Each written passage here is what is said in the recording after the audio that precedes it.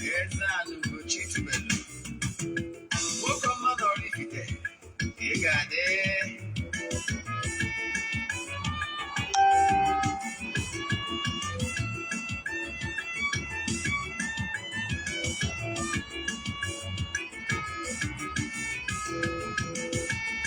Ọdịnala bụ eziokwu. Ọdịnala bụ ụzọ ndụ. Ị ma na o nwere olu na-eti mkpu na-asị ụmụ Igbo chegharịa, ụmụ Igbo chigharịa. Kwa mbọsị ọ na-eti, n'ụtụtụ n'abalị ọ nọ na nkụzi. EZE-ANA Ugochi tubelu, onye ọma na oraifite, onye mgbasa ozi, ozi ọma ọdịnala gaba n'ihu. EZE-ANA Ugochi tubelu, onye ọmanye jem ọnụ. Ọdịnala bụ ụzọ ndụ gaba n'ihu.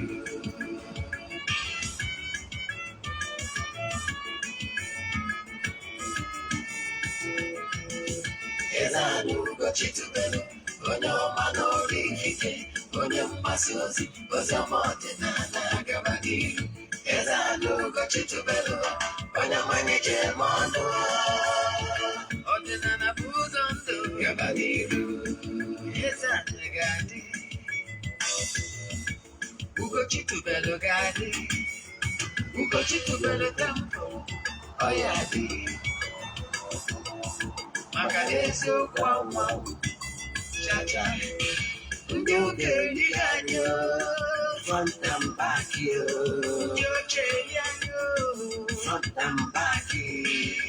Fajasi kara aka ori ụmụ Igbo si anyị rapụ nke anyị na nke faka mma. Buru Baịbụl bịa, akwụkwọ akụkọ, mepekwa chọọchị fa, obodo ụka bịakwa. Mana Ugochi tubelu ekweghị ekwe, EZE-ANA si na ọma mbe. Ọdịnala ọmanwụ chacha, oge ọbụla ọ na-eti, ọ nọ na nkụzi. Chukwu abịa ma gbagume, ọdịnala ya dị. EZE-ANA Ugochi tubelu, onye ọma na oraifite, onye mgbasa ozi, ozi ọma ọdịnala gaba n'ihu. Ụtụtụ ọma nọ ụmụ ọdịnala Igbo, anyị abịakwa n'oge awa nke eziokwu, oge anyị ji awa eziokwu niile. Anyị abịakwa, anyị ejikwa akwụkwọ a wee bịa, akwụkwọ akụkọ popularly called Bible. Anyị ji wee bịa ụbọchị taa. Ihe anyị ji wee bịa bụ ka anyị si n'akwụkwọ a nke ị maara nke ọma wee kọwara gị ihe ịmaghị. We cannot be able to tell you about what is happening in the spiritual realm, the natural laws, without listening him. We marry at him. Yes, ndị na-esoro nkụzi m ma na ndị eji ihe mmadụ maara wee mara ihe atụ. Meji other spiritual books wee mara ihe atụ maka enwere ike ịghọtabara ya maọbụ egubere ya.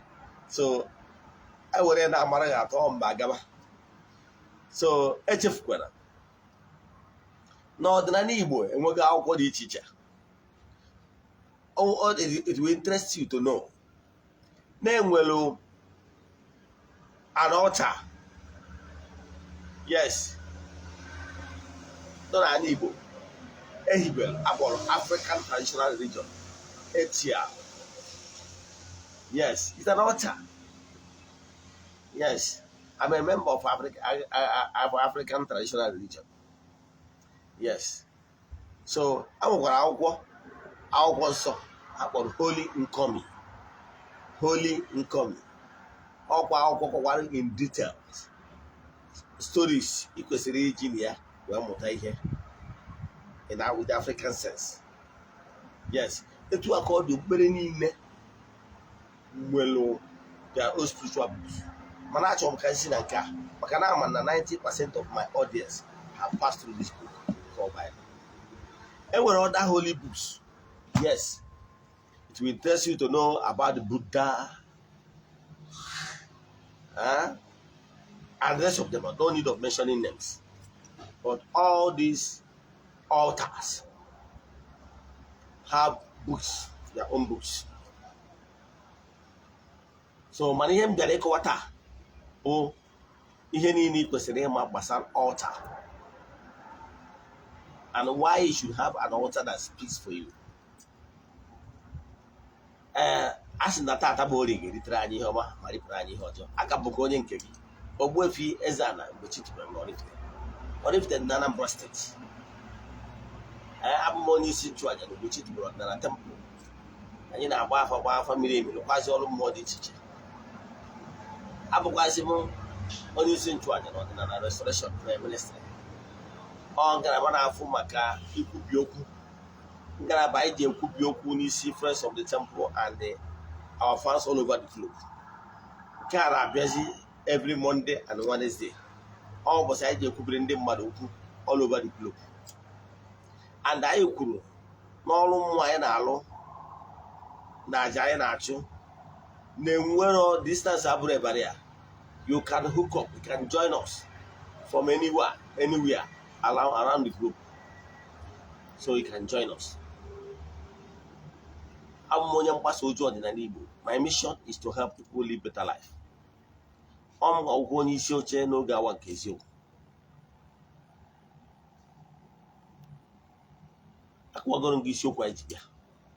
Mana echefuna na aja anyị na-achụ, aja ayiri na igwe anyị na-achụ kwa ọnwa nke ọnwa Disemba ga-ebido ụbọchị Tuesday bụ 6th. Ọ bụrụ na ị chọrọ iso na ya bụ aja, ihe ọ pụtara bụ na ị ga-asọmiti register before 5th bụ Monday. So ị nwere from now tata only one day. Ị nwere bido now wee ruo Monday echi iregister na aja. Na ọ bụrụ na ị chọrọ iso na ndị a ga-achụrụ aja kwubi okwu n'isi ha nke ọnwa Disemba. Nke bụ eziokwu na-esigo na aja wee kwụsị ọtụtụ ndị mmadụ. Ndị ma our administration mana anyị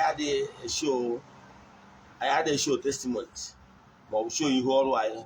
Ọ dịrọ necessary maka na ndị kpọrọ m ọrụ, I know why they called me and their mission and their template given to me onye ka m na-eso. Adị m eme na ndị ọzọ na-eme. So don't compare me with other people. Ya ha bụ nnukwu onye nchụaja. So abụrụ m typical dibia nwere ike ịfụ anywhere. Yes, I have more serious work. Yes, so ọ bụrụ ya. Then ihe ọzọ nchọrọ ịkọwa bụ ọ bụrụ na ị chọrọ isonye na aja, ndị na-esonye bụga amara ka esi eme, amarugo ka esi eme ya. Mana maka gị bụ onye ọfụ, aga m enyere gị aka. Ichi isonye ihe ime ihe eme we send I 3 prayer requests gị nwa. Then you make donation token to the account number. Chat them na WhatsApp. Can work details and the account number you get send and details I need it from you. Can we book ogi and they ga go nya mofo. Ụbọchị anyị ga-ebido ebu 6, anyị ga-achụ aja n'ihu mmụọ dị iche iche na temple. These three na-esonyela anyị all over the globe. Distance abụrụ ebara ya. Then every day a na-ege na temple na-achụ aja nsuru ọkụ n'isi ha niile. Then ụbọchị a ga-emechi ekwa 19, a ga-achụkwa aja ihe mmeri dị iche iche n'ihu mmụọ dị iche iche nọ na temple. Chukwu aja ebu wee chịkọta ya ọnụ, mmekwa aja sara ka ndị mmadụ erikwazie ma ṅụọ. Ị nwere ike isonyere anyị ebe ọ bụla ị nọ all over the globe. Like I always say, distance is not a barrier. So ọ bụrụ na ị chọrọ isonye na aja, ihe ị ga-eme bụ chat m na WhatsApp 08057837672. I repeat 08057837672. Ya gazie. N'isiokwu anyị ji bịa n'ụbọchị taa bụ why you should have an altar that speaks for you part 2. Anyị jikwa ihe onyinye anyị ji bịa. Anyị ji Airtel airtime and anyị jikwazi MTN airtime chatata. So ọ bụrụ na network ị na-use, anyị kwuru n'ọsọ only our fans. Then ihe ị ga-eme bụ at the end of our program, I pour those cards. Don't copy the card and send to any other person. It must be used by any of my fans or a way of saying thank you. Then I watch a video to Sari and the mother. Then I go there recognize it for the fan of the month of November. December, I can work a fan of the month and the fan of the year. Yes. I can work something bigger for 1 December. Then ihe nyi maka ya wee bịa n'ụbọchị taata bụ isiokwu anyị kọwagoro gị. Now, ga n'iru wee kọwalụ gị isiokwu anyị ga-abụ ebezi na 1 Samuel chapter 1 bido from verse 12 to verse 20.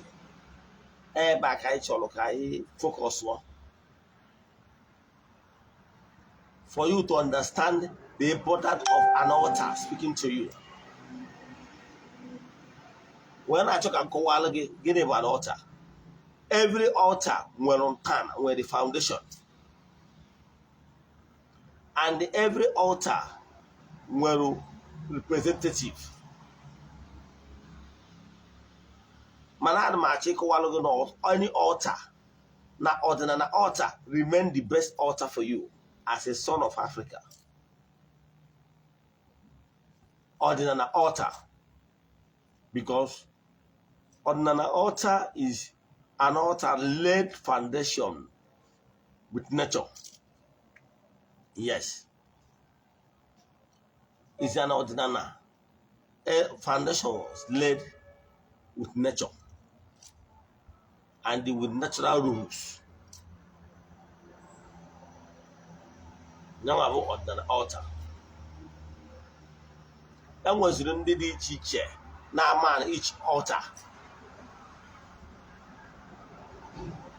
Is either the altar is manned by a priest, yes, a high priest, or a priest, onye nchụaja. Either the altar is manned by a onye nchụaja, a priest, or the altar is manned by an akajiofo. Yes. Because what you don't know is only a mystery to you and not to all.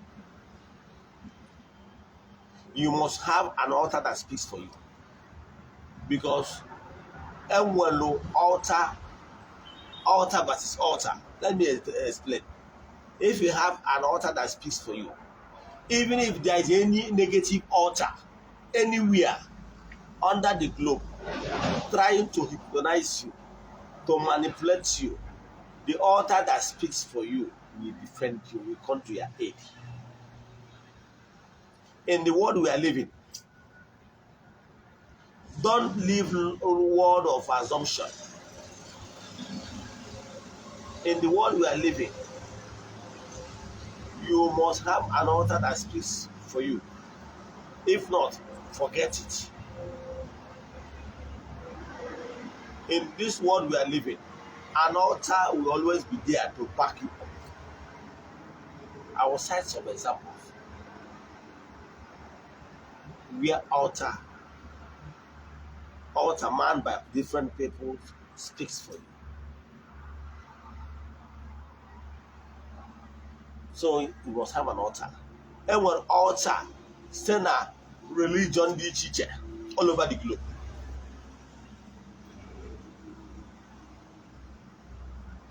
And when Judaism is an altar, and when Christianity is an altar,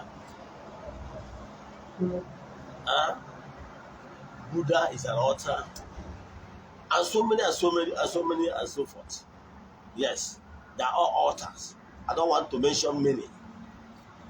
But each altar will have foundation. Then an altar remains the most vibrant and the oldest of them all. Ordinary altar is more natural, and the ordinary altar has a root, a link with you. Yes, go on in the man. That is a huge advantage in ordinary altar. Do you know that the Ogbuefi, yes, that my maternal deity is an altar? Do you know? Do you know that Ogbuefi is an altar? Do you know? Man buys so many Akaji of us. And we were other numerous altars.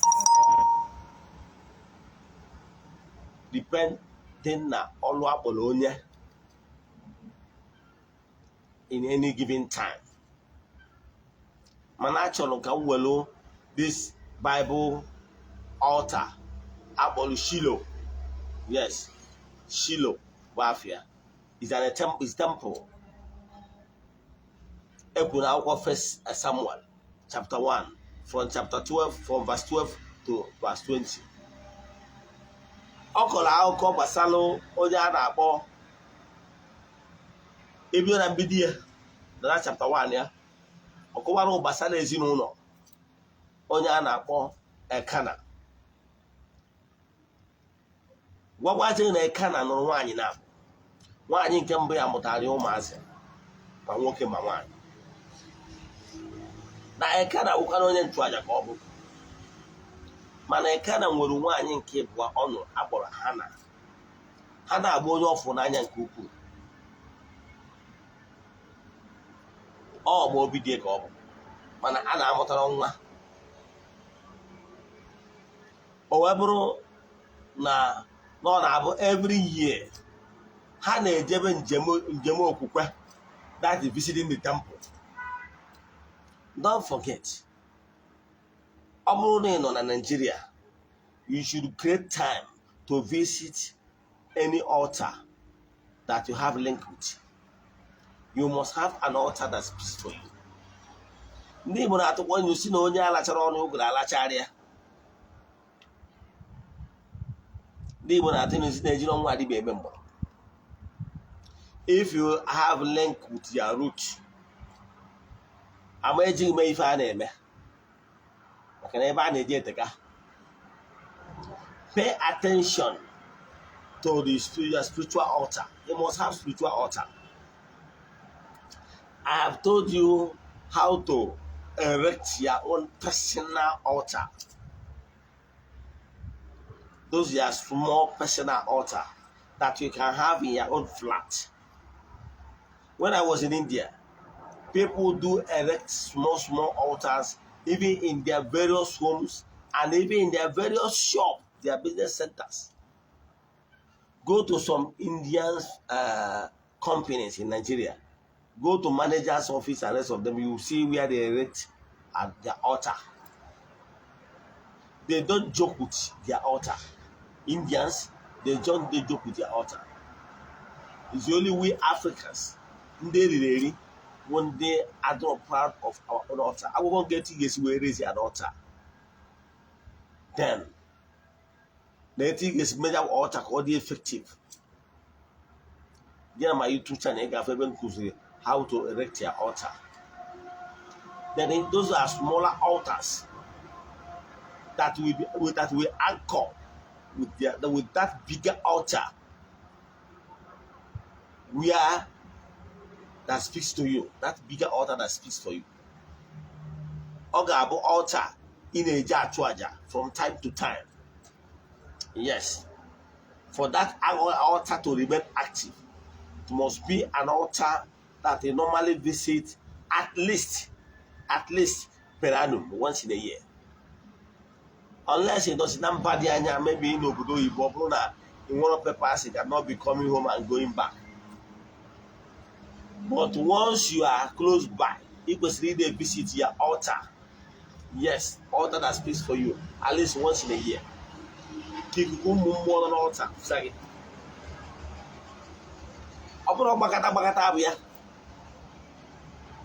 Only pay attention to those spiritual things that matters. Believe in me, you can be easily manipulated by some occultic altars. Occultic altars. Evil altars. Yes, as long as you are living in this gross material, this world, enwere ihe ọbụla ekere mma na njọ. Enwere good altars, enwere diabolic altars. And ọ bụrụ na ị nwere any good altar, depending on what you want, in one good altar that is backing you, that speaks for you, you can easily be manipulated by evil altars, by occultic altars. You can be hypnotized, and so on and so forth.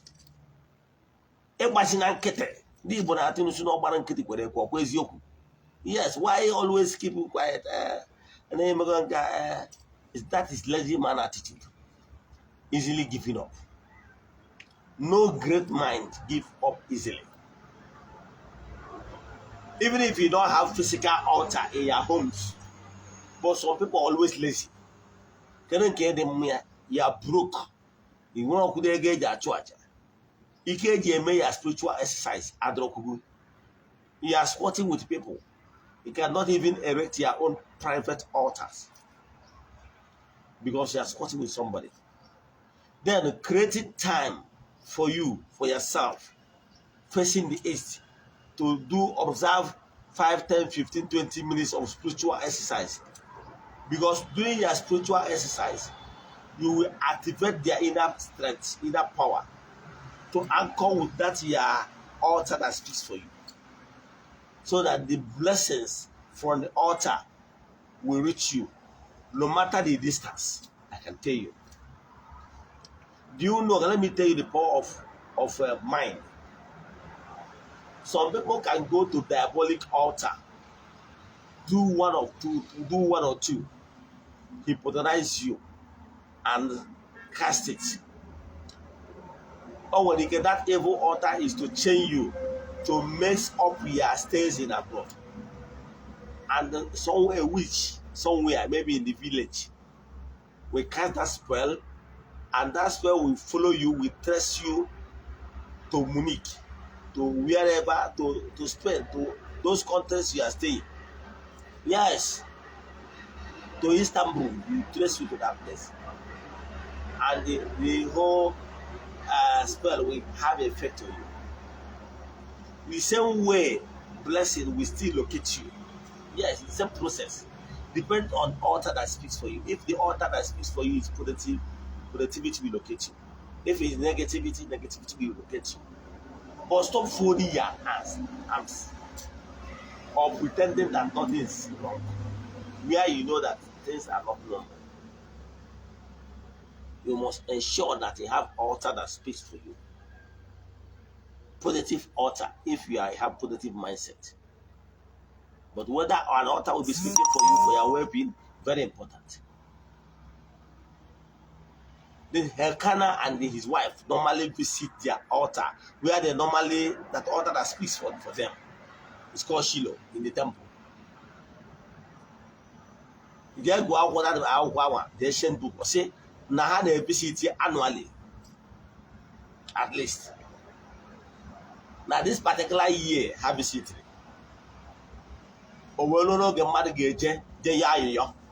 Because if you visit every temple, again, when the time where you can ask you are here.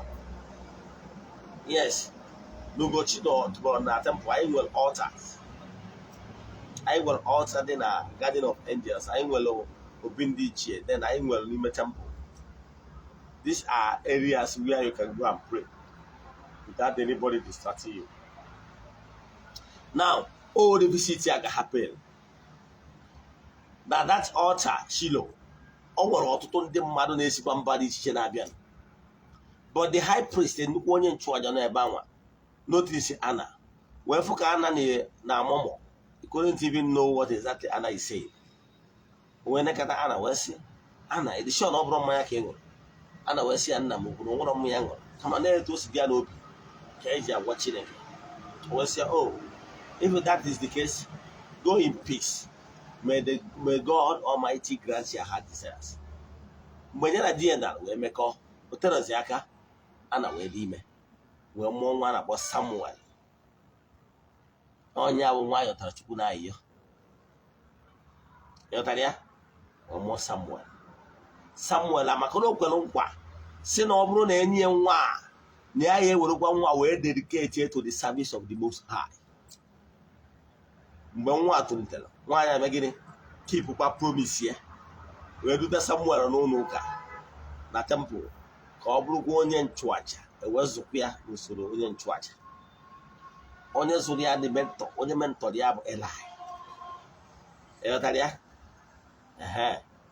The same onye nchụaja nwana na altar ebe a na-ekwubi okwu maka ọmụmụ ya. Ịghọtara ya?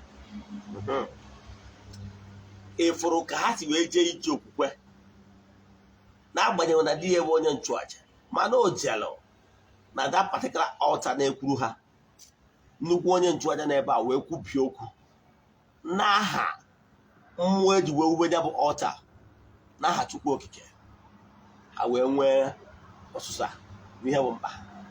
Amaghị m ihe bụ ọsụsa, amaghị m ihe bụ mkpa gị, but you're supposed to have an altar that speaks for you. Maka ọdịmma gị. Onye alachara ọnụ ụgụrụ alachara ya. If you don't have altar that speaks for you, some evil men will hypnotize you, will cast spell on you, and they will try to take what rightly belongs to you. But if you have altar that speaks for you, your altar will speak for you in the realm, in the spiritual realm, fight your battle and protect you. You must have an altar that speaks for you. I will mention some altars. Example. Emmanuel Ogbuefi is an altar. Do you know? Emmanuel Ogbuefi visiting their maternal deity is an altar. Emanaka Jiofo don na those Ogbuefi are the representatives of that altar. Emma. How effective that altar could be, it depends on the holiness of whoever that is the mouthpiece of the gods. You know, so the Ogbuefi no Ogbuefi bo an altar. Is an altar too. When was the last time you visited Ogbuefi or Ogbuefi? Yes, go on that. Emon here they say na go nya career. Emon na mgbe nwere na altar. Nobody will harm you. Yes, as long as onye one has on this planet. Let me tell you why ordinary altar remains the strongest. Iburu ezigbo onye ọdịnala, onye na-asọ nsọ ọdịnala, and then will altar ọdịnala that speaks for you. Nobody can harm you. Quote me anywhere. Nobody can harm you because the altar that speaks for you has root with Anna. And anybody that plans evil against you, na so kunana. Onya wana ekuru mmiri si nana, whether from borehole or from stream. Onya wana drink mmiri nana. So the person will keep on getting judgment by the land. Emono kudina mbane egere mbane. And they are matandi okobia map. You are that if you live in Rome, behave like Romans. Kudina mbane egere mbane. Tamokwara that. Abo ni ibi na Anambra eto abo nwa na edo aya dị Ogbuefi iwe choka na Anambra gozie gi iwe no na Anambra our own domain na Ogbuefi whether my landlord or their way or their way because he was there iwe na Ogbuefi you can never progress in Anambra. You can't. You know why? You are desecrating the land that's supposed to feed you. The work of your hands will be toiling in vain. Yes, it's natural. You understand? Now, because of the Nason, my someone son, more than I know, but they protect you. But you know why ordinary remain the best? Ordinary more than more you could than more you beg.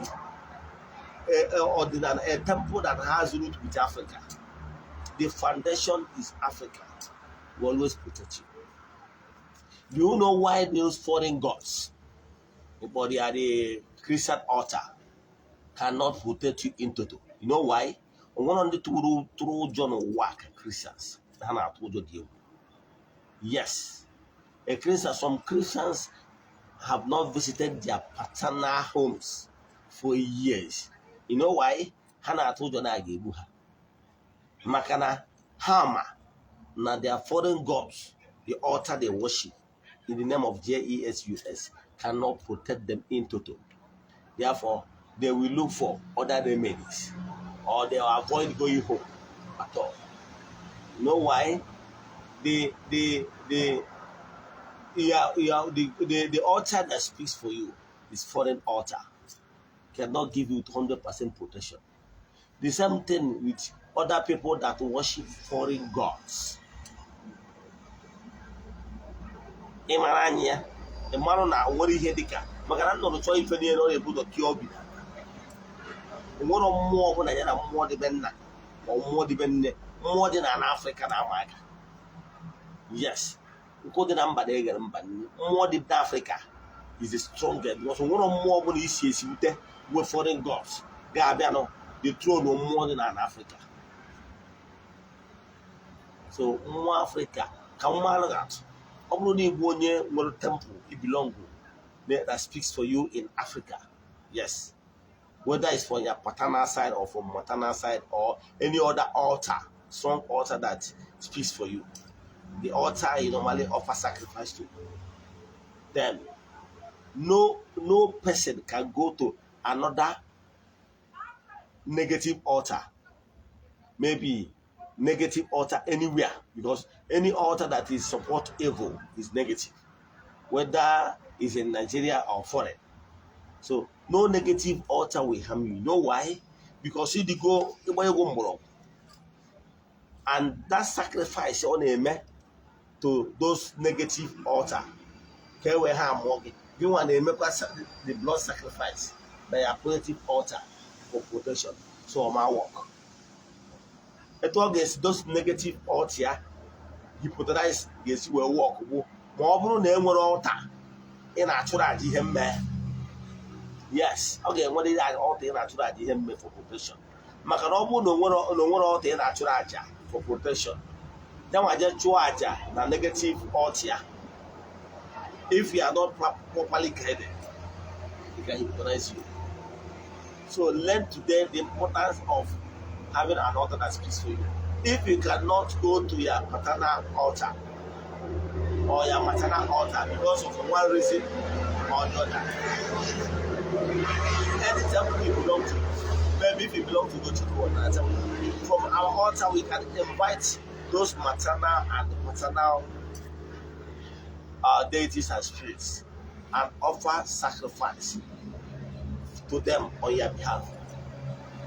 Yes, when they get in your family, not on the joker, they want to see them when they keep perform those things. It's not an excuse because spirit is spirit. From our deities here, we can connect them and present your matter to them. No excuse. And tell them that look, for the fact that nobody is interested in paternal or maternal then again, but you still know that they exist. They will accept it.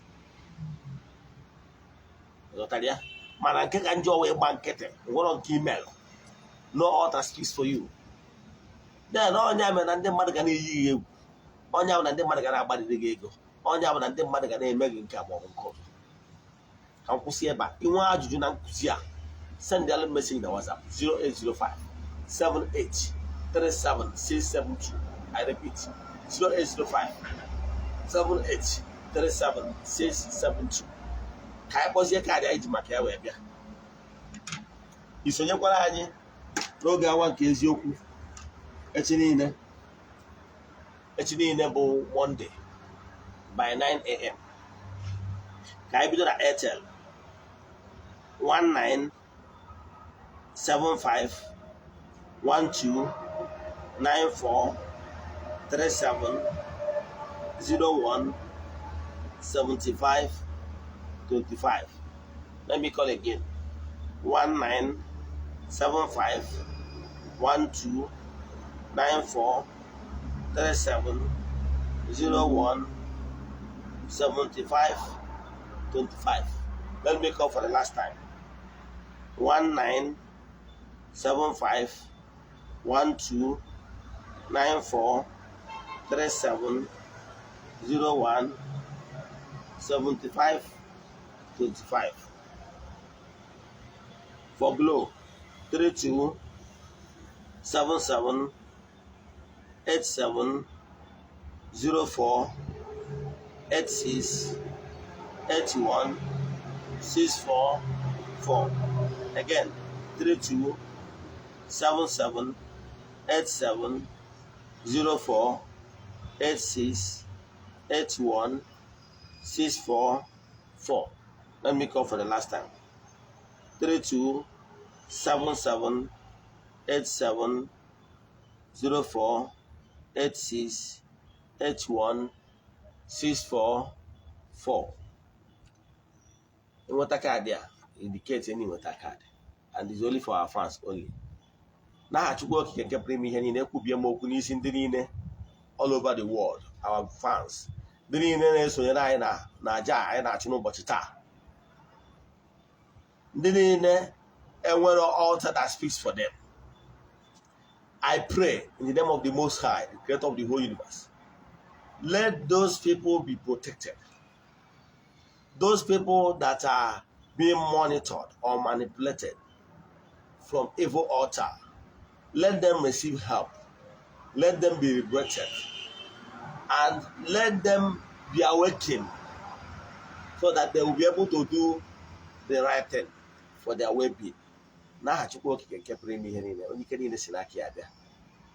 Asị m na distance ama abụ barrier. Ebe ọ bụ na onye anọ na under the influence of my voice, let him or her receive blessings abundantly in the name of the Most High, the Creator of the whole universe. Ya gazie.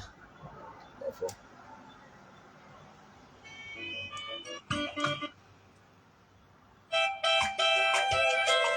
dịka esi wee kwu, emerecha vidio a etosara ya ndị ọzọ.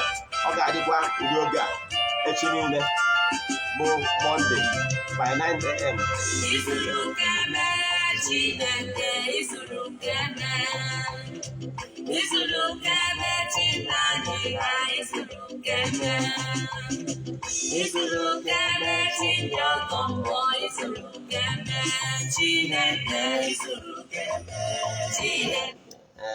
Ka ọ dị n'echi, agazie n'ọfọ.